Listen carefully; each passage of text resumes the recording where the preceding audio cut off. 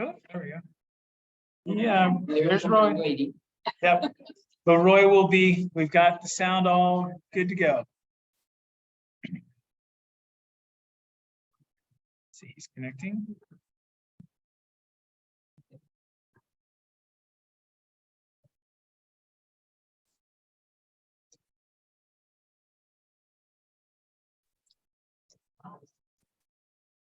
Roy, you can hear us this morning? I can, yes indeed. All right, very good. Hey, Beth.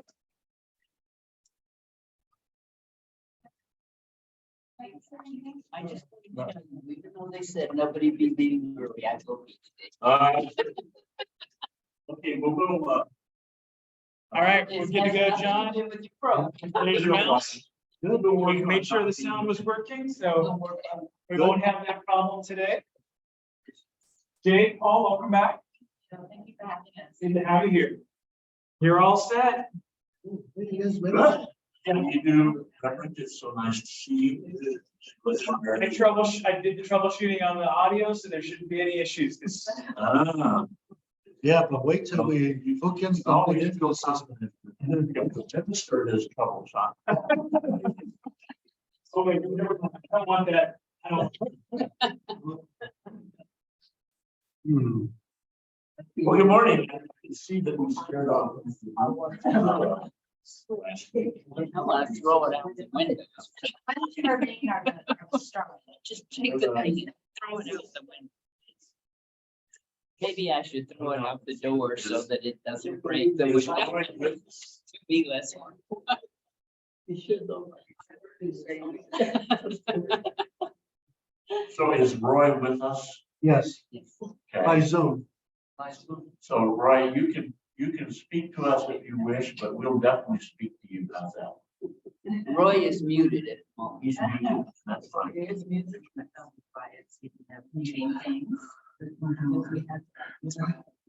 No, he's Roy next to the mute, so. Okay.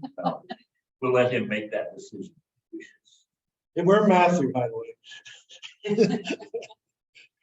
As I recall, we started last time with prayer.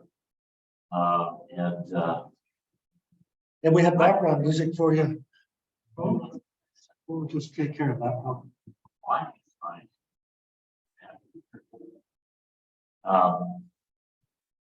But I'm always kind of okay with the idea that church meeting should start with prayer. I always thought that was. That's traditional for this class. So, since Jane and I agreed that I would take the lead this time, she did last time. How about I just start us with prayer? Holy One, we give you thanks for the beauty of this winter day and the opportunities that it brings to us to cheer for the Eagles or the Chiefs. Eagles. But more importantly, and for significant ways, we're grateful for the gathering of community that is First Presbyterian Church and the opportunity that is ours during this hour to reflect on the issue of grief and the ways in which we mourn those we love, the ways in which we reach out to others we love who have lost loved ones. We ask for your guidance in all of our lives, your support and strength you offer to us. Help us always to be receptive to guidance in our lives. In our midst this hour, let us learn, grow, laugh, and even cry if need be, that we may be your people in sincerity and integrity. Thank you for your promise of eternal life, which is one of the things that sustains us in times of loss. And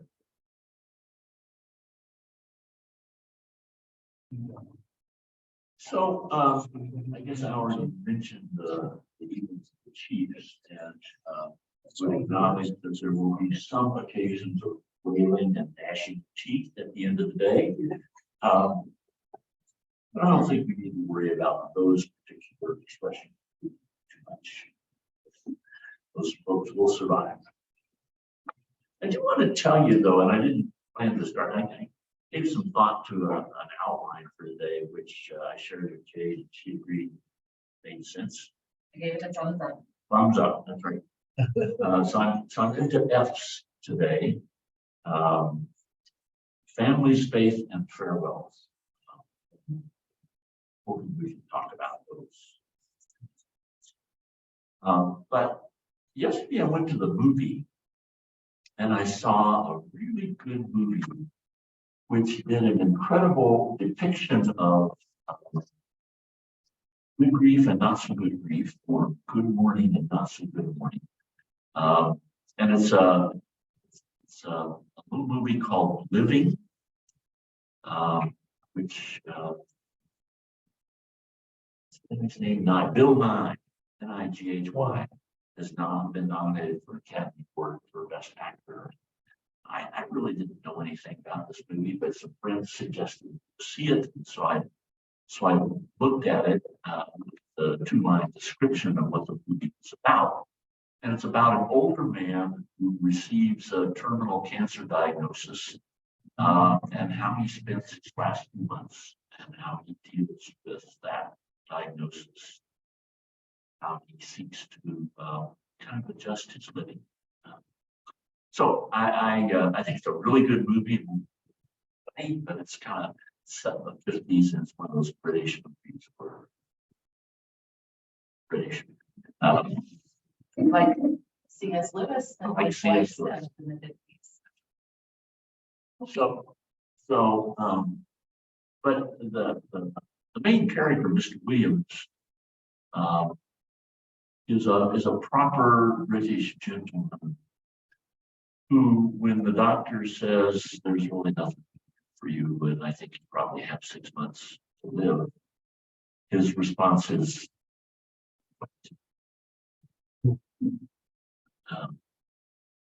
and then he sets off on a bit of a journey to discover some things about living, and he goes off to a seaside town where he intends to take an overdose of pills and end it right then, but changes his mind. That's not a good idea. And he goes out for an evening or two with a fellow that he meets there. And in the process, he loses his bowler hat and ends up with a rather jaunty hat, which I think kind of represents jauntily in the last few months of his life. And he does. He's a romantic relationship with one that invigorates him and I think brings him connection and companionship and joy. And this young woman who hangs out with him, I think should be a deacon or deaconess church somewhere where she can cheer other people up. She's a delight. And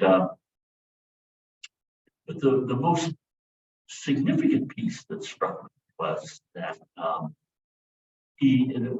Williams lives with his son and daughter-in-law in the house where probably the son grew up. And Mr. Williams, upon receiving the diagnosis, comes home and he's sitting in his front room in the dark, just thinking and being still, noticing the picture of his deceased wife who died sometime earlier. We know that story. And his son and daughter-in-law come in chattering. And he's very sad. They didn't even notice that he's in there, and they suddenly look into the living room and see that he's there. And they say, are you okay? And he says, yeah, I'm okay. I wonder if you could just come in and sit for a few minutes. Well, no, I've got a meeting tomorrow morning. We're really tired. We had a busy day. So the first daughter-in-law goes up to bed. The son starts up the stairs and stops about halfway up the stairs, looks back and his father. It's as though he's giving second thought to the idea of maybe coming back and sitting for a spell. And then goes on upstairs to bed. So that's when Mr. Williams goes off into his excursion. And he continues to live for another few months. And in the course of that next few months, does things which are pretty significant to tell you about, but it's worth it to go to see the movie. And then toward the end of the film, we're at the funeral. The coffin is there, and his photograph is on the coffin. The young woman is in the pew. And then afterwards, they're gathered in fellowship hall, as we are wont to do. Christians are wont to do, following or visiting. And the son comes over to the young woman and says, "Could we talk for just a minute?" So they go over to the side of the room. He says, Did you know that he was ill? And she did, of course, because he actually told her the second time they were together. And he said, in a very un-British gentleman way, in a very uncharacteristic way, he said, "I want to tell you something that I've given a term death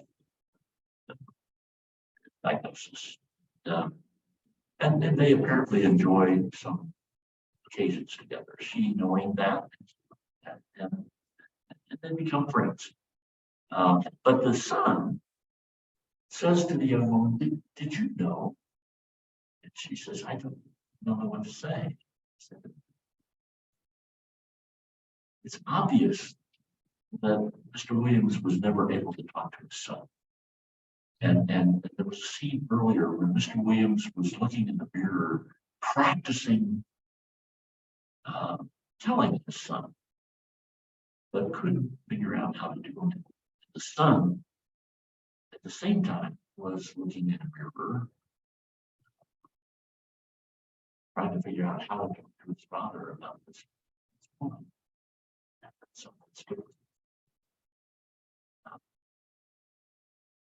Well, it's a lovely, beautiful movie, but it's about mission and purpose. What we ought to be about in life. It's also has a wonderful subject. Government.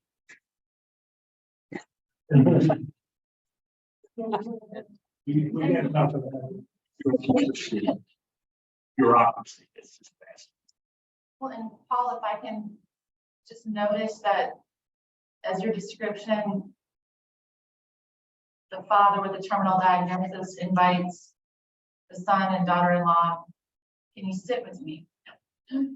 Reminds me of the night before Jesus was crucified. Will you abide with me? Just be with me. That's what I need. And why is it so hard? Why is it so hard to be so suffering? It's kind of interesting.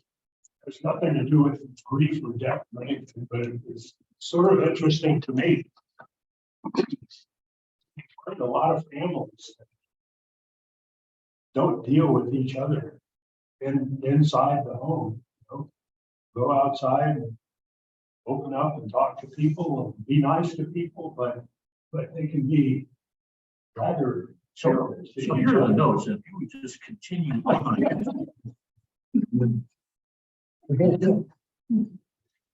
Because you're exactly right.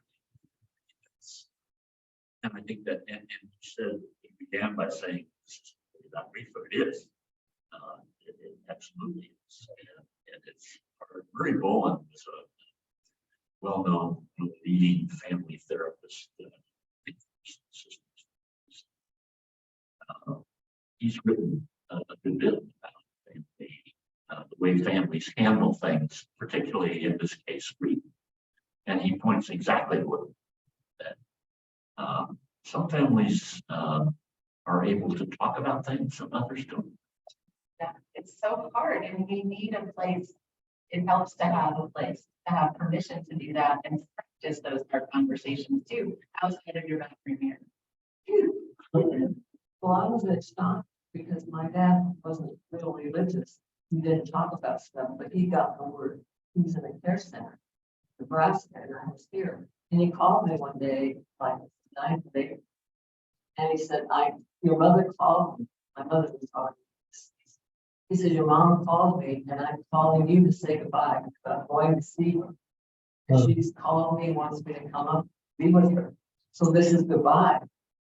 I was in shock, so I went right down to the office. I've got to go to see my dad. He got this call, but he's gonna die. He said, I'm gonna be gone. So I get out to Nebraska. What are you doing here? And I said, well, I want to confirm. I told you when I called that was goodbye. You don't have to come. I called to say goodbye, and that was that, which is so unlike him. So then I said, okay, Dad. He said, Mom, your mom called me and I gotta go. She wants me to be with her. I said, well, God bless you and all that. I said, now you go on back to work and it's goodbye. It's over. You said goodbye. You saw me on. I said, wait a minute. Today's the 9th of April. Your birthday's the 16th. I'm going to wait to wish you happy birthday. Then I'm going to go. So he called me on my birthday and he died 2 hours later. Well, It was like, I was in shock. He's didn't go to church with us or anything, but he all of a sudden was so weird. I couldn't understand it. But how they drive home from Nebraska. So weird. For him to say he got that. Well, some of it is how we define health and wellness for family relationships. What makes a strong family, and there's a growing body of research about what makes effective family relationships, what makes families healthy. And one of the characteristics that they find pretty consistently is the ability to talk to each other, to listen to each other, to express emotions to each other, and to laugh together. Those are some of the characteristics. But it's certainly clear that there are cultures in which those things are not valued. I mean, in 1950s Britain, those things were not valued. I'm not sure that they were valued in 1950s America when I was living in the 1950s. I did live in the 1950s. Come right out and say it. I lived in the 40s.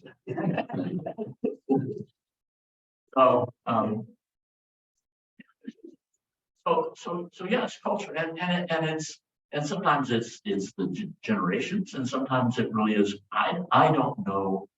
I continue to wish I knew more about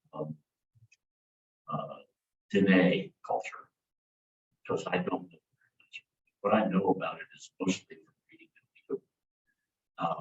But I do have been told that when people in the Diné culture die, they are not spoken of again, at least in parts of that culture. And that's always seemed odd to me. How do you grieve? You can't speak of the person who died. And I'm not here to represent that is a true fact or that I know how to address that issue. I don't. But I do know that in different cultures, people do things differently. This is you have some knowledge of Chinese culture. And I'm not inviting you to say anything about that. It's just that my assumption is that things are different. I have a daughter-in-law who has a Chinese parent and a Japanese parent, which I think is not sure. But at any rate, she has taught me a lot about the way in which her family deals with different loss. So part of it is culture, and part of it is figuring out what seems to, on the basis of what we know about families in the culture in which most of us live, how folks deal with each other. And one of the things that can make a difference is being able to talk. I know that's part of what you guys do. I'll say a little bit more.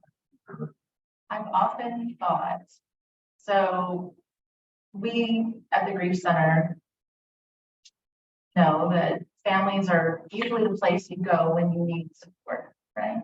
Something hard happened, I want to talk to my family about it, but when the family is the place where the hard thing happened, when the person dies, you can often feel like for families, like when you come back together, it's almost a repelling. Somebody's missing. This is hard.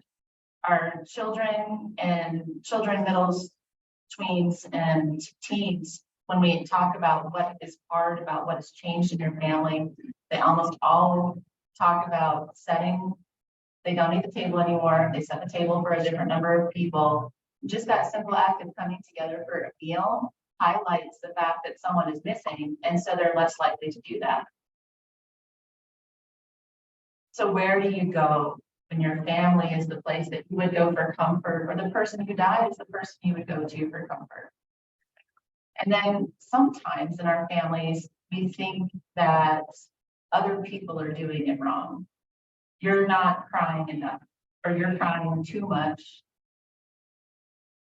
You're acting like this doesn't hurt us, this doesn't matter, this person died. Well, You're I don't really know overreacting. why you're, because you do believe in Jesus, right? And Right. heaven, right? Yeah, it's all okay. So Yeah. it's all, I mean, he's in a better place now. Yeah, get over it. He's definitely in a better place. He wouldn't want to see you crying like this. He'd want to see you moving on. I think he would. So sometimes you can't have those vulnerable conversations in your family. But My see, phone just. your phone did just talk to you. Did I hear you? But that's one thing we say at the Grief Center is you get a chance to practice saying what's hard or what you missed or what you wish you knew about your person, so you can have those conversations in your family. So you have a particular bias that I'm talking about. Strongly, yes. Having tried it both ways. Personal experience. Set time expectations for me will do. Well, we want. Yeah. Yes. And you know, I have. Because I think there was something rather ingenious about adopting a tradition that you wear black for a year. Yes. Now, I think if that then becomes, okay, and then after a year you're done. Yeah. Or you can't have fun until the year's over. I think that's not what it should be. On the other hand, now being slightly more than 10 months after the death of my wife, I think a year is about right. I mean, I think that's arbitrary. But I think it does take time, most of us, but people down that road at different paces. I mean, I just 2 weeks ago, with some friends and my daughter-in-law, cleared out my office. And that was a significant day for me. I wasn't ready to do that last year. I wasn't even sure I was ready to do it 2 weeks ago. I walked around the house, weeping and failing before my friends got there. Once we did it, once we were doing it, so it was a good experience because it was done. I didn't have to do it by myself. I would say it's the biggest. I was surrounded by people who love me and loved her. So we can get a little arbitrary about it sometimes, and it is not very helpful. But on the other hand, giving ourselves time is probably a good thing. And going back a little bit to what we said last time too, you know, when you are experiencing grief, which we know most of us in this room either have or all of us will at some point. Right, exactly. Other people around you often, it's hard for them to see you hurting. So they would like you to get over it in 3 months. 6 months, 12 months, they kind of like to point out the bright side of things, right? And shut down that flow of conversation or the sharing of the harder feelings. It's hard for them to hear that. At the Grief Center, we call those people in training. And you can choose whether or not to train them. You can choose to say, it's not helpful for me to hear you say this thing. Or you can lesson release them because they're doing their best and they're coming from probably a well-intentioned place, but they don't know what you know because they have not been through what you know.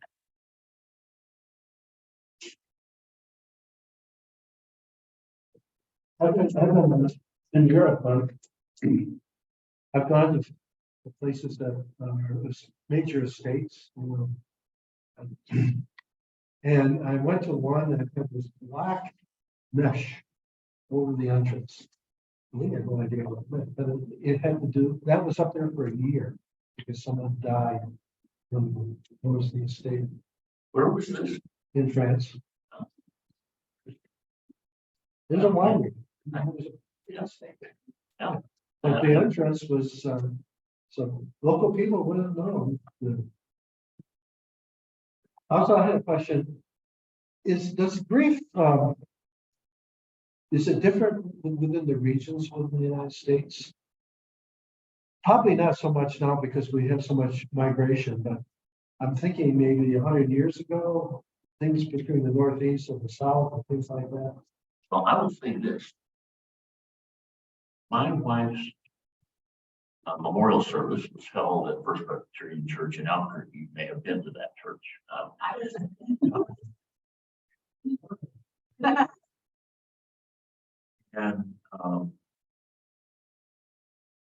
And following the service, there was a wonderful reception down at the Fellowship Hall, down 2 stories down, which you all have been to many times for various occasions, probably. But it was catered by some friends of the group that my wife belonged to, that arranged catering, served it, and so on and so forth. Now, I happen to know that First Presbyterian Church does host things on their own. Doesn't necessarily require outside caterers. But if her funeral had been in the church in Enid, Oklahoma, where she was born, or in Winston-Salem, North Carolina, where we grew up, who would have been the ladies from the church who would have served the reception? Probably. So Kathy runs.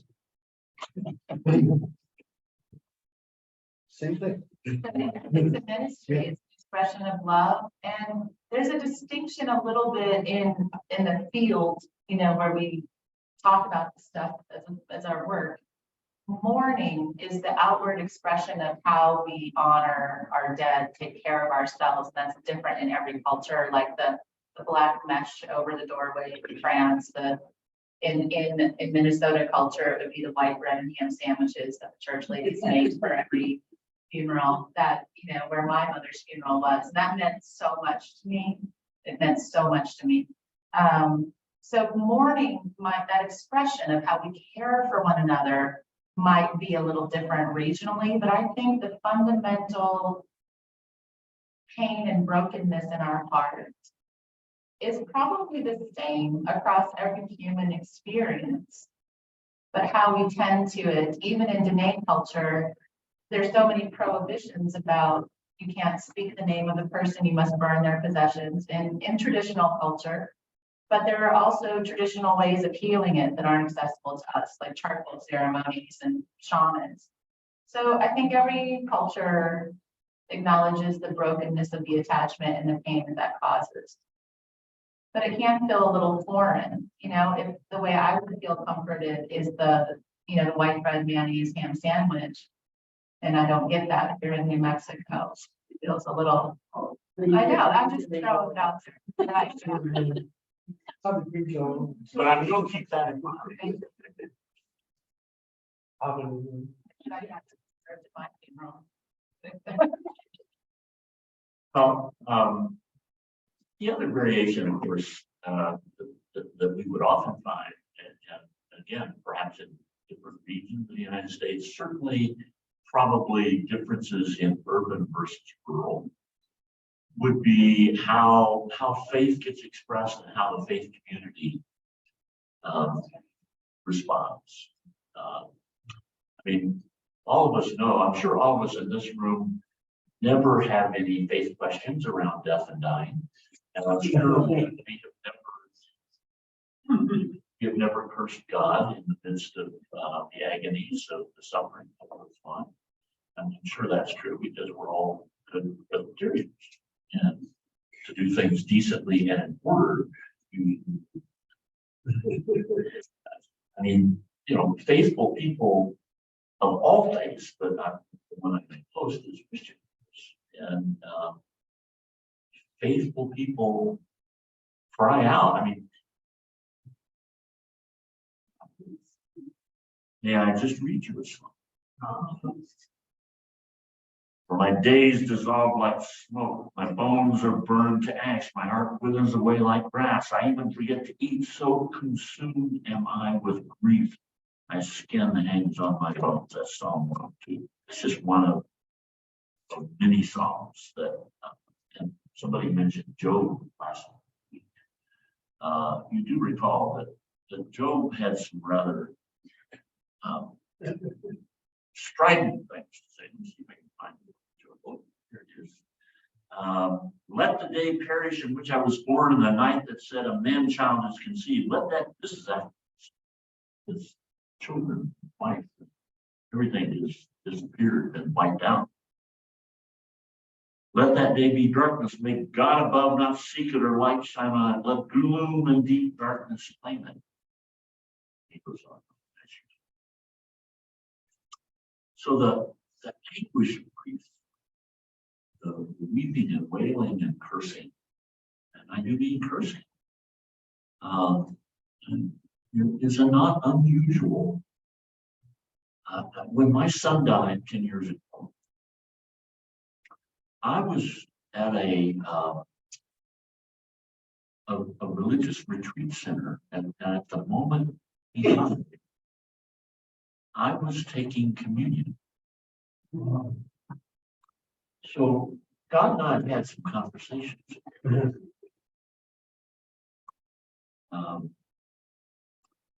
Having said that,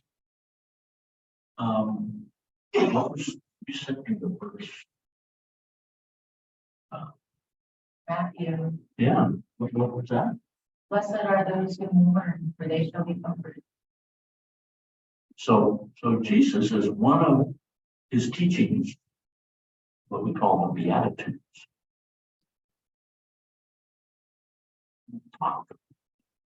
We pointed out on the night of the Last Supper, spoke again about what was, and why is mourning? That's the thing that's a little puzzling. I understand blessed are the peacemakers, and blessed are those who hunger after justice. Blessed are those who mourn. You're supposed to. That walk. We can't not. We can't not mourn. That's a necessary part of life. Yes.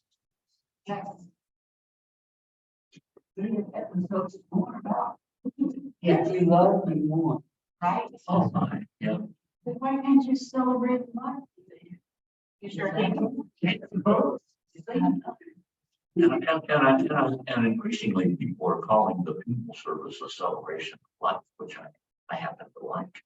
I mean, it is also or it's a memorial, it's those things as well, but the celebration is absolutely, and for me, I think that's a part of, well, so after Sean died, a friend gave me, here's a little book I'll recommend. Last time I recommended this book, which Dave gave me, which is a daily meditation book. And this one, after my son died, a friend gave it to me, and it's Tracks of a Fellow Striper, John Claypool. But John Claypool started out life as a Baptist girl, came to this priest, but his daughter with cancer. And he preached a series of 4 sermons over the course of a year in which he talked about this. And the thing that jumped out at me as I read that notebook was that fundamentally, and what I clung to, frankly, in both the death of my son and the death of my wife, is gratitude, which to me gets expressed in that celebration. I would have liked my son to continue to be here, frankly. He was 43 years old when he died. But then I got to thinking how lucky I was that I had a relationship with him for 50 years. When my wife died last year, what I focused on most of all is, I knew that woman for 60 years. I was married to her for 56 years. And I can only be grateful for that. That, to me, is cause for celebration. And so last night, when some friends and I, we had gone to that movie Living, still advertising. But we came back and had pizza and wine. And in the course of that, we celebrated Ladonna. She was a good friend for all 3 of us, of course. And so I think it goes hand in hand, I guess. Because I think that the second half of that sentence, Or they shall be comforted. blessed are those who they should be. And that's where we come in. That's where, so I mentioned this Murray Bowen, family therapist. He has a phrase. He suggests that when we are the comforting part, if I were a hospital chaplain, I'd probably know this story.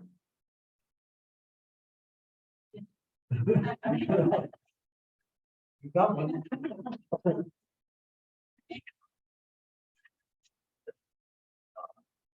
Anyway, Bowen, the one who comforts, should take a posture of calm curiosity. Calm curiosity. To assist people to bring their thinking about their loss in line with the expression. Posture, calm curiosity. And in opposition to that, he says, the more anxious the physician for the helper, the more anxious the physician, the more likely he, she is to do too much speech making.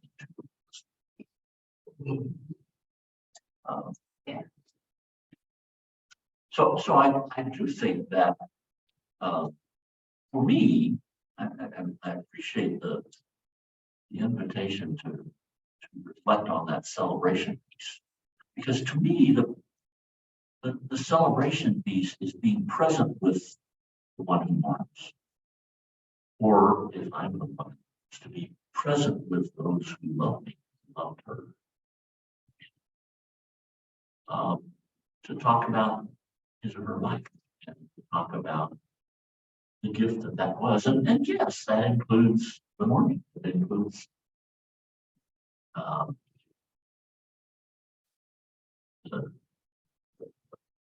one of the 4 basic prayers. Thank you. Yes. Help. Damn.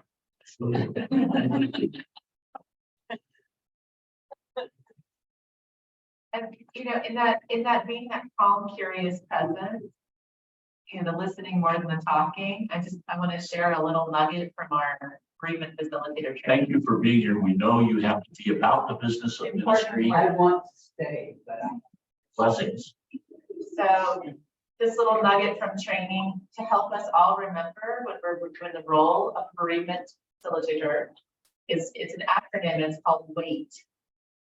And WAIT stands for why am I talking? So, wait. You're in the presence of someone who's grieving, let them go. So Jade, that's Jade, and Jade invited me along with her. And Because you're the greatest. so you asked us to be here, but maybe we should wait now. And see if there are other things that folks want to say or ask about or. About. I'm widening the circle. I might, as a little boy, I was raised in upstate New York, and so at prom time, let me give you an example. So we go to the funeral, and that's in the morning, and then in the afternoon was a family reunion. And I'm going like, where's the celebration? You know, everybody's not crying. And so after several of these family members, particularly on the father's side, I don't know, it wasn't until later on I understood more about the celebration. And so when my first wife, my new wife calls me, started wife, we actually had, the day she died, that evening, we had a celebration like, but more of an Irish style. It was her family was basically Irish. Stuff like I've been to those. that. So, you know, And you only have some.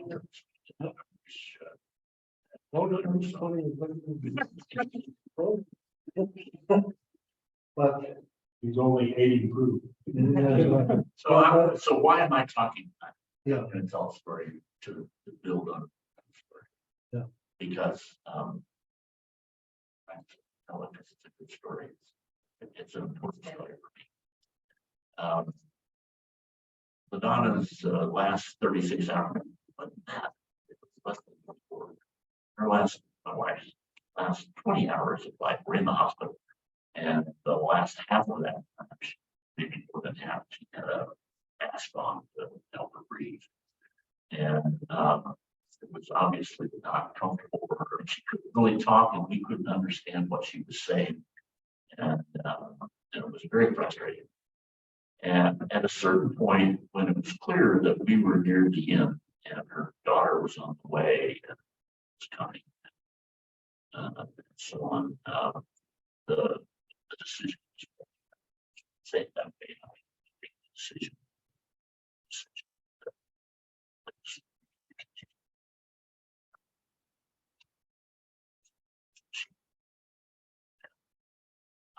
At a certain point, they decided at last that they didn't need the oxygen, that she could still breathe, just not so well. And it was very good. So they took it off.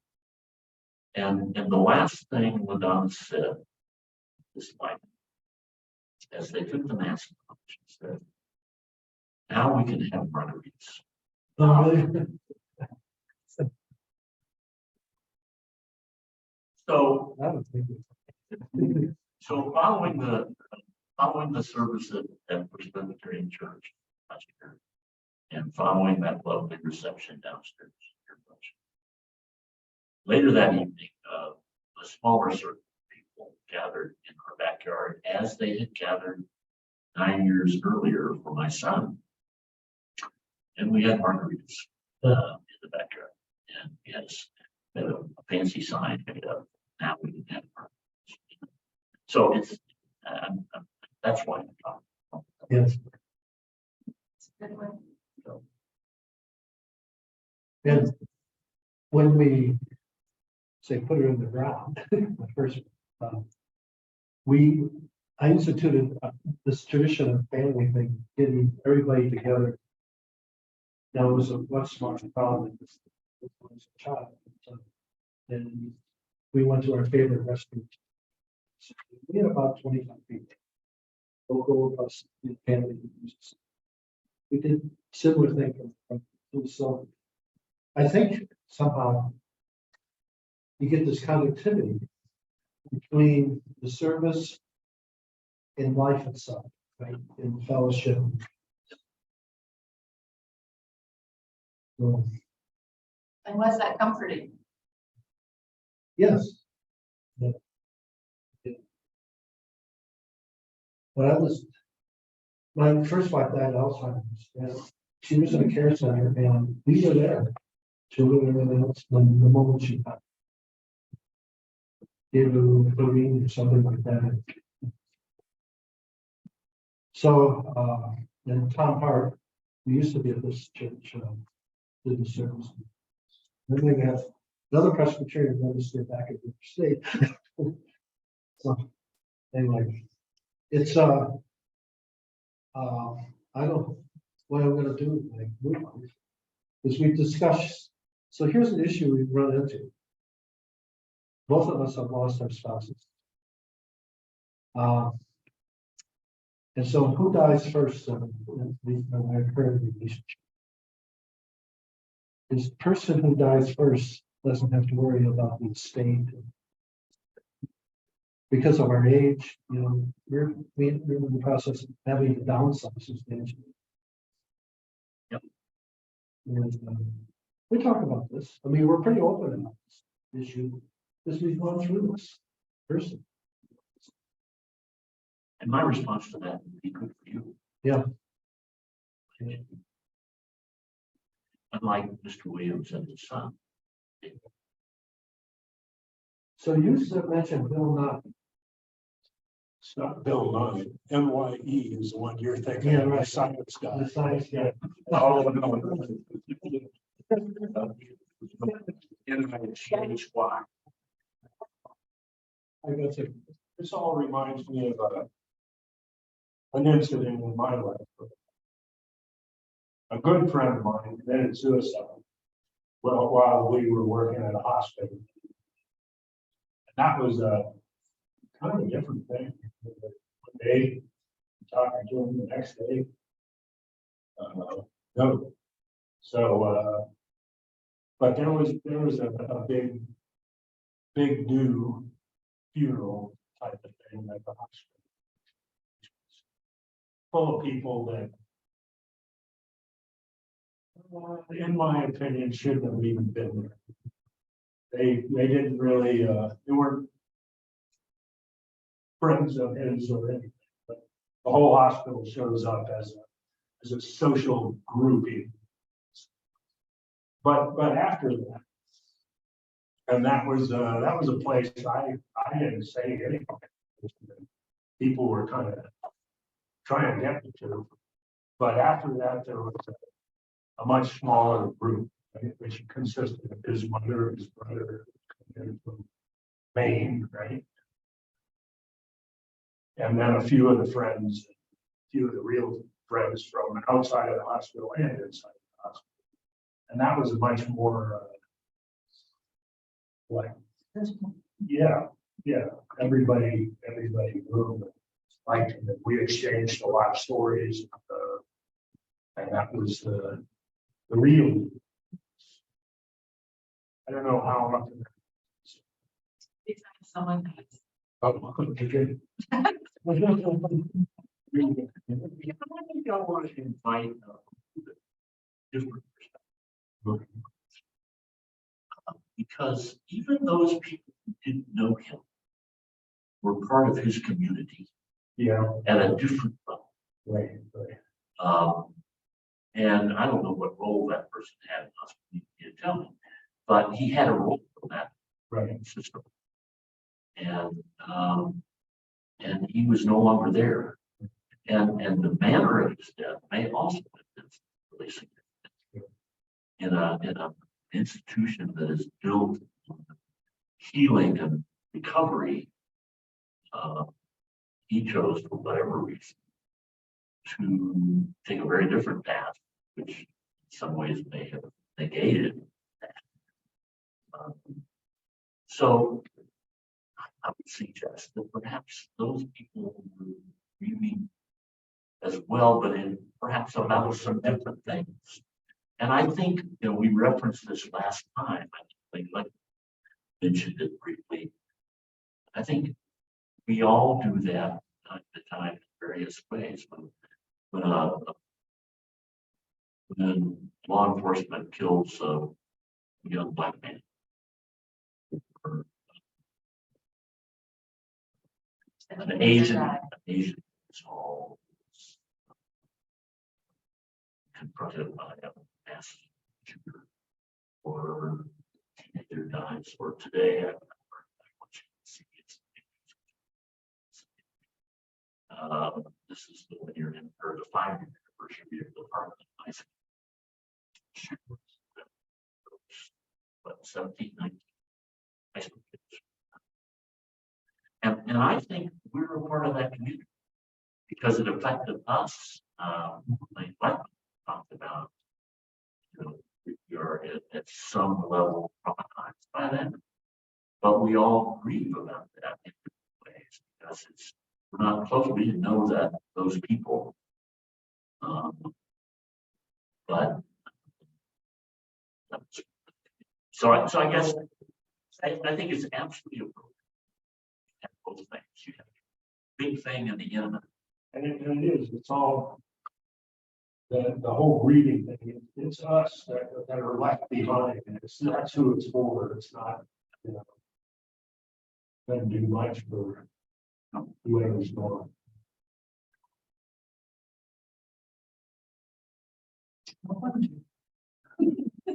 Well, we do want to pray them out of purgatory, don't we?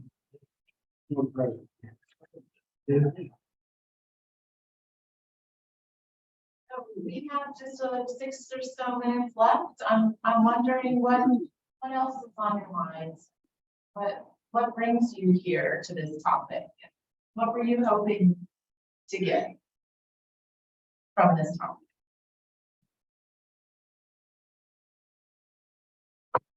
Every week at 9:45, I'm sitting here. Sorry. So you got the community. I might mention that there are 3 people that couldn't make it. One's in Hawaii. That was the lady that talked about Susan was over here on this side here. The other one had her arm all wound up. Her daughter is a nurse or physician, and she had duty to. And Diane can't drive, so I can count as 3. And Lane Lightman is out of town. And Elaine's out of town. And I might mention that I got 2 emails this week. I'm sorry. I got 2 emails this week, people who couldn't make it last week. And I sent them the link to your YouTube presentation. So, in fact, Debbie is one of the people, she'll say, but she has a neighbor, whose dog, little girl lost her dog. Yeah. That was Katie, John, and she lives up in Los Alamos, and she has a son who's like 6, and she doesn't know what to tell him. This is his first experience with death. And so I sent her the handout and the link to the video. She mainly wanted to know about children. How do you talk to children about death? Yes, hi Deb, this is Jade from the Grief Center. That handout did have some outlines, right? Like use real words, honest communication. But anytime a parent would like, or a guardian or anybody would like guidance on how to tell a child that their pet died or a person died, they're welcome to call the Grief Center. And I sent her all that information because she was stressed herself, and she said, "Here, I'm stressed. And what do I do about Brian?" So I sent that handout to her, and then sent her the link to the presentation, and then I told her about the center, so she knew what words to say to Brian. Thank you.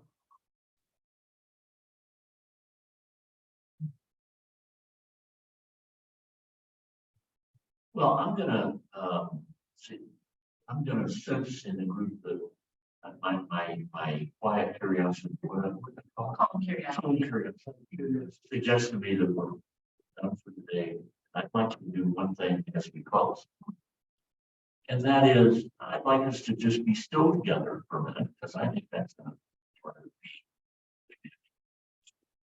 But I would like to invite anyone who wishes, in the midst of this stillness, in the midst of a quiet moment together as we conclude, to say out loud the name of England that you are grieving. So just say, you don't have to say anything else, just one word, the name. And you don't have to say anything. If you don't want to. But let's just be still a moment. And if some of us wish to say a name out loud, we can do that.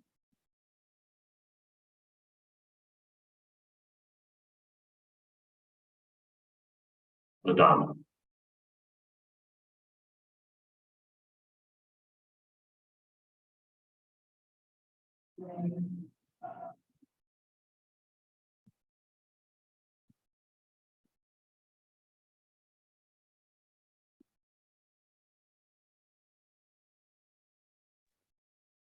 Brian,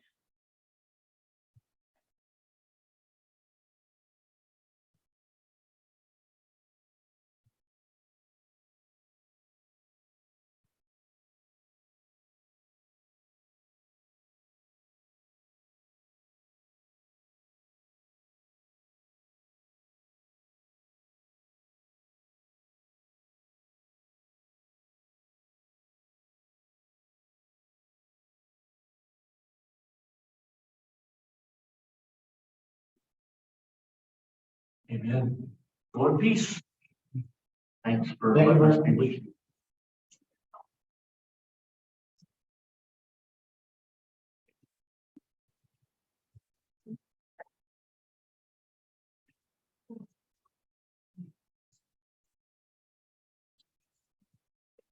So there's some handouts here about the Grief Center. Only here.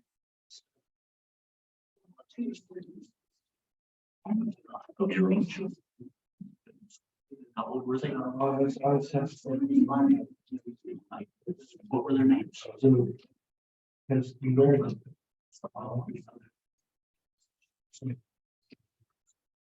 The other one was like. We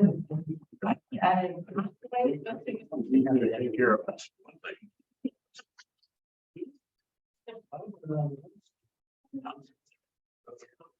You ever heard of this expression, there's 2 times when people die? Thank you, Bob.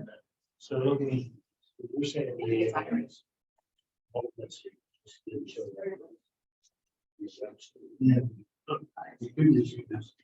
Yeah. Yeah. The generation.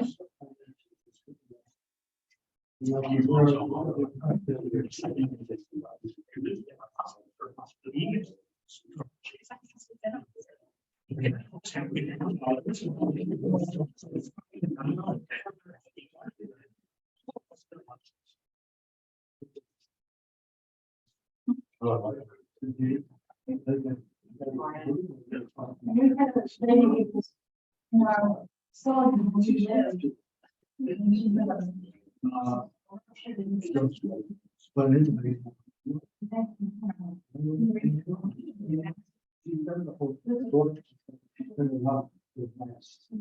There's sometimes I think.